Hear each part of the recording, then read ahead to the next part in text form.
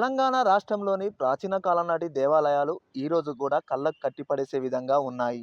ముఖ్యంగా కాకతీయ కాలం నాటి దేవాలయాలు వారి యొక్క కట్టడ శైలి చాలా అద్భుతంగా ఉంటుంది. గర్భగుడిలోని శివాలయం మీద సూర్యకిరణాలు నేటికి కూడా పడుతున్నాయి. శివరాత్రి పర్వదినం రోజున శివలింగాన్ని దర్శనం చేసుకున్న తర్వాత అగ్నిగుండాలు దాటితే వారు కోరుకున్న కోరిక నెరవేరుతుందని భక్తుల యొక్క నమ్మకం.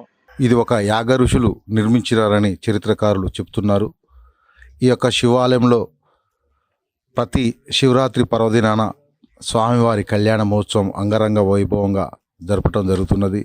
ఈ శివాలయం క్రీస్తుపూర్వం 1300 సంవత్సరాల క్రితం నిర్మించినట్టు ఇక్కడ శిలాశాసనం మీద లిఖించబడి ఉన్నది. ఆ రోజే ఈ గ్రామానికి గుడివాడనే నామకరణం కూడా ఆ శాసనంలో కూడా పొందపరచడం జరిగినది.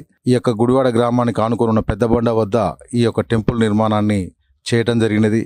దానికి కారణము అక్కడ ఒక చెలిమె లాంటి ఒక పాయ నీరు వెళ్తున్నది. ఆ వెళ్ళటం దగ్గర దాన్నే దేవతల బాయిగా ఆ రోజు దాని చుట్టూ నిర్మాణం చేసి అక్కడ ఫౌండేషన్ కాకపోతే యాగ ఋషులు ఇక్కడ నిర్మించినారని చరిత్ర చెప్తున్నది. ఇప్పటికీ ఆనాటి నుంచి ఈనాటి వరకు కూడా ఆ దేవతల బావి నీళ్ళు సురాపానకం మంచి చాలా అద్భుతమైన ఆ యొక్క నీళ్ళను తాగితే ఎటువంటి కాళ్ళ నొప్పులు కానీ ఆరోగ్యపరంగా మంచిగా ఉంటుందని పూర్వీకుల నుంచి ఈనాటి వరకు కూడా చెప్పడం జరుగుతుంది.